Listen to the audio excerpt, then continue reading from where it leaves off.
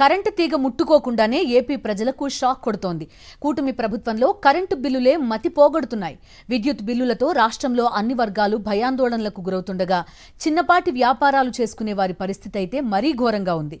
Doctor BR Ambedkar Konaseema జిల్లా అంబాజీపేట మండలం మాచవరం గ్రామానికి చెందిన శ్రీహరికి చిన్న స్టూడియో ఉంది. ఇంట్లో ఉన్న గృహోపకరణాలతో పాటు స్టూడియోకు కలిపి బిల్లు 1000 రూపాయలు లోపు వచ్చేది. ఇప్పుడు ఒక్కసారిగా 2500 నుంచి 3000 రూపాయల వరకు బిల్లు వస్తోంది.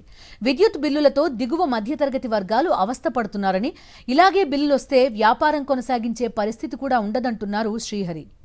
నాది చిన్న స్టూడియో అండి. మా సంపాదన మాత్రం అంతంత మాత్రమే. మాకు కరెంట్ బిల్లు కొంచెం అధికంగా వస్తుంది. గతంలో మాకు 800 నుంచి 1000 రూపాయలు వచ్చేది. ఇప్పుడు 3 నెలల నుంచి 2000, 3000 అలాగ వస్తుంది. మా సంపాదన తక్కువైనప్పుడు ఈ కరెంట్ బిల్లుతో మాకు చాలా కొంచెం ఇబ్బంది పడుతున్నాం. దాని గురించి ప్రభుత్వం కొంచెం స్పందించి మా కరెంట్ బిల్లు కొంచెం తక్కువ వచ్చేలా చూడాలని చెప్పేసి కోరుకుంటున్నాం.